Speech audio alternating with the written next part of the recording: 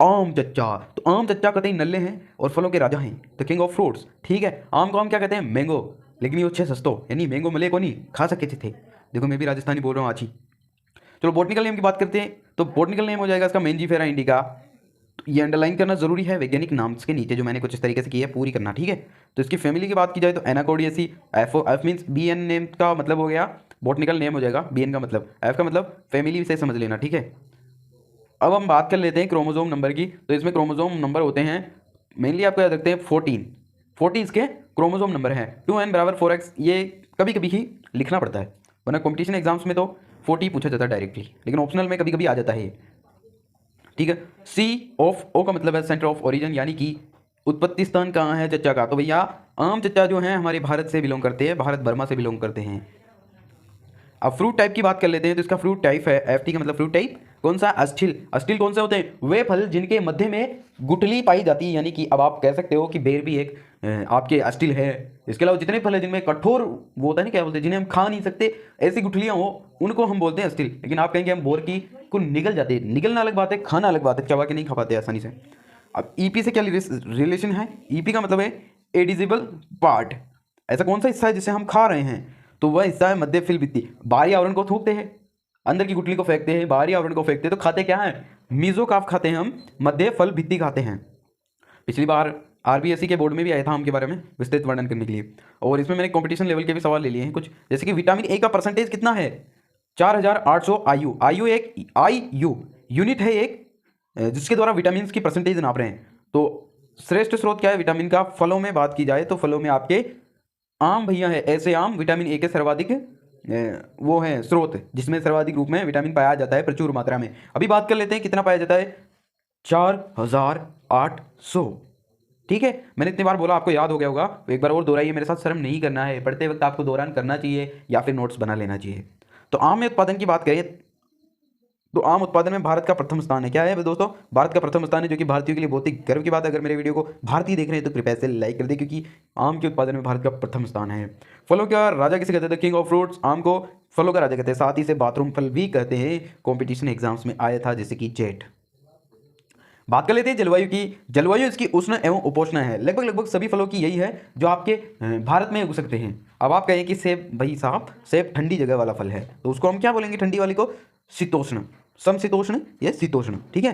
फलों की रानी की बात कर लेते हैं, द क्वीन ऑफ फ्रूट्स। तो लीची, लीची आपके फलों की रानी है। मृदा में 2 मीटर तक की गहराई में कोई भी कठोर परत नहीं होनी चाहिए। ये तो खैर सभी फलों में कंपलसरी है, इसको याद कर लो। ये आम चच्चा से लेकर केला चच्चा से लेकर फूफा नाना भुआ सबके लिए इंपॉर्टेंट है। 6.5 टू 7.5 सोइल का पीएच होना चाहिए। मीन्स सोइल कैसी होनी चाहिए? उदासीन होनी चाहिए। भारतीय बागवानी अनुसंधान संस्थान कहाँ स्थित है? कर्नाटक, बेंगलुरु में। इस पे आम पे रिसर्च करते हैं, यहाँ पे भी, वैसे सभी फलों पे करते हैं लेकिन आम पे करते हैं। नेक्स्ट, फल अनुसंधान केंद्र वेनगुर्ला बीएसकेवी, ये कहाँ स्थित है? आपके दापोली महाराष्ट्र में। दापोली कहाँ है? महाराष्ट्र, यानी कि डीएम शॉर्ट फॉर, बीएसकेवी डीएम लिख दो आप, तो जहाँ पे भी याद करना है कोष्टक में आपको लिखना है, कॉपी में नहीं, क्योंकि याद करने की ट्रिक है। डीएम से आपको दापोली महाराष्ट्र याद आ जाएगा, लेकिन ऐसा एग्जाम में नहीं करना है। आम की जो सबसे मीठी किस्म है वो है सिंधु। सिंधु आंटी सबसे मीठी है। सॉरी, एक मिस्टेक हो गया। सिंधु किस्म लगभग बीज रहित है, इसमें 6 ग्राम की अवशेष मात्र की गुठली निकलती है, 6 ग्राम की। सिंधु जो किस्म है आम की, ठीक है। और इसको जो तैयार किया गया फल अनुसंधान केंद्र वेनगुरुला बीएसकेवी दापोली महाराष्ट्र द्वारा तैयार किया गया था, रत्ना किस्म और अल्फांजो किस्म का संकरण करवा के। कौन सी किस्म का तैयार किया गया था? सिंधु को। तो ये भी एक इंपॉर्टेंट सवाल बन जाता है आपके लिए कि रत्ना और अल्फांजो का मिश्रण करके या फिर संकरण करके, क्रॉस करके किस किस्म का निर्माण हुआ था? सिंधु। कौन सी किस्म है जो जिसमें गुठली नहीं पाई जाती आम की, ठीक है, तो वो सिंधु, क्योंकि ये बीज रहित किस्म है आम की। इसमें 6 ग्राम मात्र की, आप देख सकते हो कम से कम 150-200 ग्राम की गुठली निकलती है, 50 से 30, 50-60, कुछ में बहुत कम होती है, कुछ में बहुत ही ज़्यादा बड़ी होती है। अब इसका प्रवर्धन जो है इनार्चिंग द्वारा करते हैं, विनियर ग्राफ्टिंग द्वारा करते हैं। एसजी का मतलब स्टोन ग्राफ्टिंग है यहाँ पे, जी का मतलब अब मेन है ये own year of year. Own year उसके कहते हैं जिस वर्ष के फल लिए जाते हैं, और जिस शाखा पर फल आते हैं उन्हें ओन ईयर कहते हैं। ऑफ ईयर जिस महीने के हम फल नहीं लेते हैं। इसके बारे में अगर आपको ओन ईयर ऑफ ईयर के बारे में डिटेल में जानना है तो आप अब भी कमेंट कर दो, मैं 2-4 व्यक्तियों की कमेंट पे ही वीडियो बना देता हूँ, क्योंकि मैं भी फुर्सत में हूँ। चलो रोपण की बात कर लेते हैं। इसका रोपण वर्षा ऋतु में जुलाई अगस्त, यानी कि स्टार्टिंग ऑफ सॉरी मेरी इंग्लिश कमज़ोर है, जो आपके वर्षा की जो शुरुआत होती है ना उसी में कर देना चाहिए, जुलाई अगस्त में। समतल भूमि में अब जिसका रोपण होता है वर्षा ऋतु में जुलाई अगस्त में, समतल भूमि में 1 × 1 मीटर का आकार की गड्ढा, और दूरी कितनी रखनी है गड्ढों की, 10 × 10। आप समझे कुछ? ये ऐसे 1 बाई 1 के गड्ढे बनाने हैं, ठीक है, 1 बाई 1 के गड्ढे, ये हो गए 1 बाई 1 के गड्ढे। यहाँ तो लगेंगे आम, ठीक है। जो इनके बीच का स्पेस होना चाहिए वो 10 × 10 का ही होना चाहिए, ठीक है। अगर आप आम्रपाली जैसी बोनी किस्में ले रहे हो, क्या ले रहे हो, आम्रपाली जैसी बोनी किस्में ले रहे हो, तो आपको कितना करना है वहाँ पे 2.5, ठीक है, कितना 2.5। अब नोट, सफल कलम यानी कि ये आउट ऑफ है, फिर भी ये बताया था मैं, सफल कलम से रिलेटेड है कि आप जब भी इनकी आम की बुआई करते हो गुठली से, आपने बचपन में मेरी तरह अगर चुराया हो, गांव के हो, तो दूसरों के आसपास से आम के उगे हुए छोटे छोटे पौधे चुरा के लाते थे, और वो ज़्यादा से ज़्यादा 5-6 पत्ते हो आते थे, उसके बाद में उनमें चींटियाँ लग जाती थी और वो पूरी तरह ख़त्म हो जाते थे।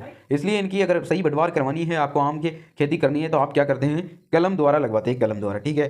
एक सही कलम ना, उसके बारे में बताया गया है कि एक सही कलम 2 सप्ताह में बढ़वार शुरू कर देती है चचा, क्या समझे?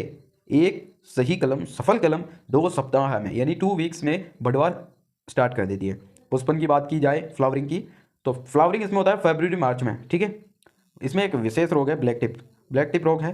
ये होता क्या है, बेसिकली जब आम का बागान हम लगा रहे हैं और हमारी 600 मीटर की रेंज में अगर कोई विशेषतः बड़ा ईंटों का बट्टा है, तो आपका खेत वहाँ सफल नहीं होगा, क्योंकि आपको तो ब्लैक टिप रोग ही ले डूबेगा। तो वहाँ आपका खेती करना मतलब गई भैंस पानी में, ओके। क्योंकि अब रीज़न क्या है, इसके बारे में भी क्वेश्चन आता है कि ब्लैक टिप रोग क्यों होता है।